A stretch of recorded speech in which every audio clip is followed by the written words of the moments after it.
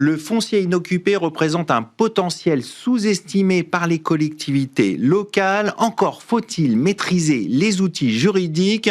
On fait le point avec mon invité, Bastien Marguerite Garin, associé chez Avocop. Bastien, bonjour. Bonjour.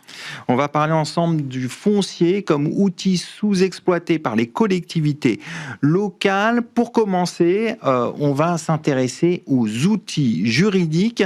Quels sont les outils juridiques qui permettent de valoriser un foncier, qui soit public ou privé, qui est inoccupé?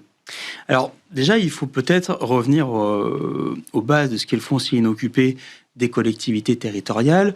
Elles peuvent se retrouver avec des biens inoccupés, que ce soit des anciens bâtiments administratifs, que ce soit des locaux qu'elles ont pour habitude de mettre à disposition des associations, ou parfois, et ça arrive de plus en plus souvent, des éléments patrimoniaux, des gares, plein d'éléments, des immeubles historiques, qu'elles ont souhaité racheter pour éviter qu'ils ne soient détruits ou qu'ils passent dans le parc privé, mais qu'elles doivent entretenir. Et ça a un coût, évidemment, pour les collectivités, parce qu'un bâtiment qui est vide se dégrade. Bien sûr.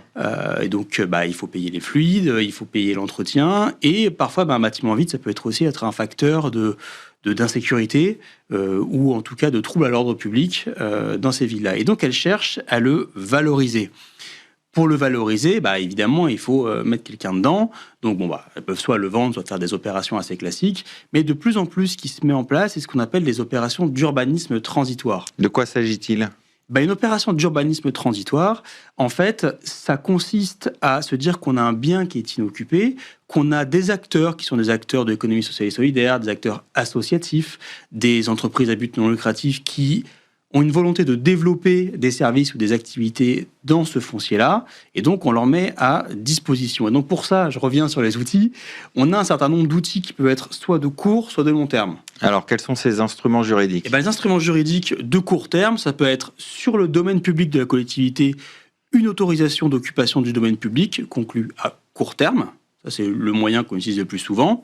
Et sur le domaine privé, ça va être des baux plus classiques, le plus souvent un bail civil de court terme, puisque une association peut exercer ses activités dans des locaux classiques, bail civil comme on connaît pour notre appartement. Court terme, c'est quoi la durée ? Un an, ou des baux précaires qui parfois peuvent être pour moins que ça. D'accord. En fait, ce qu'il faut comprendre dans l'urbanisme transitoire, c'est que cette phase de court terme elle est très importante. Parce qu'il ne faut pas se précipiter vers une solution de long terme sur des montages qu'on maîtriserait mal. Et donc se retrouver coincé pour 4, 5, 9 ans si on fait du bail commercial, avec finalement des acteurs dont l'équilibre économique n'est pas garanti. Et donc, quand on veut faire de l'urbanisme transitoire, il faut bien respecter les différentes étapes qui permettent d'aboutir à un projet économique qui soit pérenne à la fois pour occuper le bâtiment, mais aussi pour que cela rayonne sur l'intégralité du quartier ou du territoire qui est concerné. C'est quoi ces étapes ? La première étape, c'est l'étape de diagnostic. On a un bâtiment. Donc, est-ce qu'il est du domaine public ou privé ? Est-ce qu'on va être soumis à des obligations d'appel d'offres ou pas ? Quelles sont les règles d'urbanisme, donc du PLU, qui s'appliquent à ce bâtiment ? Et quel est le besoin du territoire ? Finalement, quel est le besoin du territoire ? Et quels sont les acteurs qui pourraient répondre à ce besoin ? Une fois qu'on a fait ce diagnostic-là, on va mettre en place finalement la phase de test courte dont je parlais avec les autorisations d'occupation du domaine public ou des baux précaires. Et donc, on va continuer finalement à voir quel est l'usage, comment il fonctionne, est-ce qu'on répond bien aux préoccupations qui sont celles des habitants du quartier et des acteurs qui vont occuper le bien. Et à la fin de cette phase-là de test, là, on va pouvoir finalement mettre en place les outils nécessaires, le conventionnement nécessaire pour garantir une exploitation qui soit économiquement pérenne et surtout juridiquement sûre pour l'intégralité des acteurs. Alors pour avoir un aspect un peu plus pratique, on va venir sur la structuration de certains projets.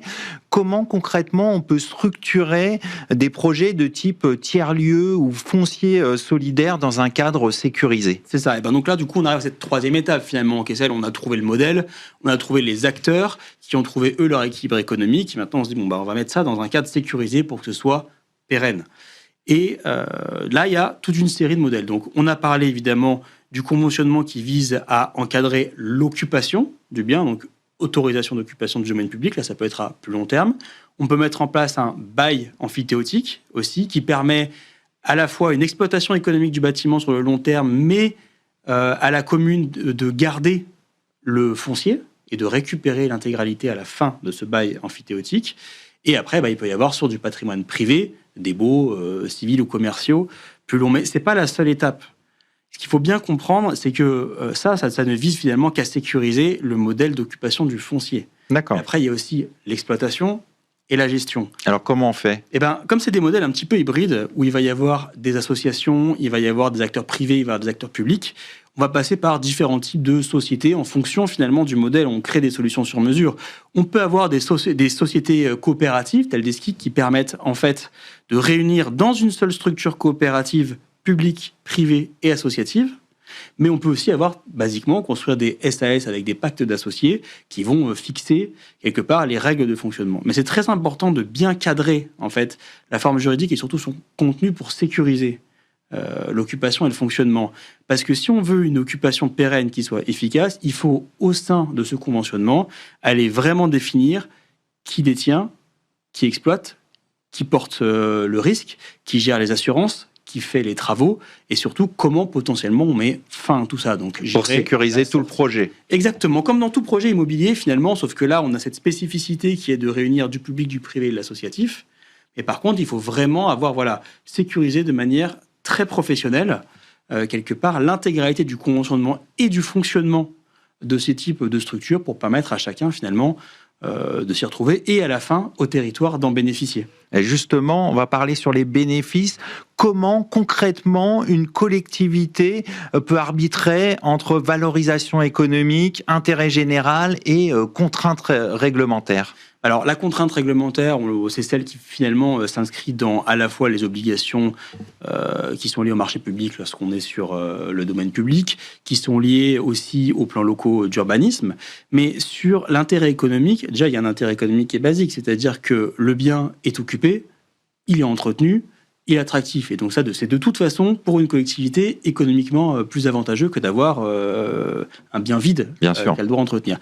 Mais au-delà de ça, en fait, on va mettre dedans des acteurs qui vont créer l'emploi, qui vont faire du café associatif, des résidences d'artistes, du coworking, que sais-je, c'est des modèles qui sont très évolutifs, et qui finalement vont créer l'emploi, attirer des personnes, attirer du public, faire rayonner le territoire et donc générer un grand nombre d'externalités positives. Et donc en fait, finalement, de ce bâtiment vide dont on ne savait pas quoi faire, on a réussi à faire un élément d'attractivité économique, mais aussi parfois touristique, mais en tout cas d'attractivité territoriale pour une commune. Ça veut dire que c'est un cercle vertueux une fois qu'on a mis ce projet en avant Et tout à fait, parce que on a fait ce cercle vertueux économique, on met en place un cercle vertueux qui est associatif, qui va bénéficier aussi à la société civile présente, et à la fin, un cercle vertueux qui est un cercle vertueux pour le territoire et pour les habitants, qui auront des services, des associations qui remplissent des objectifs d'intérêt général, parfois de la programmation culturelle,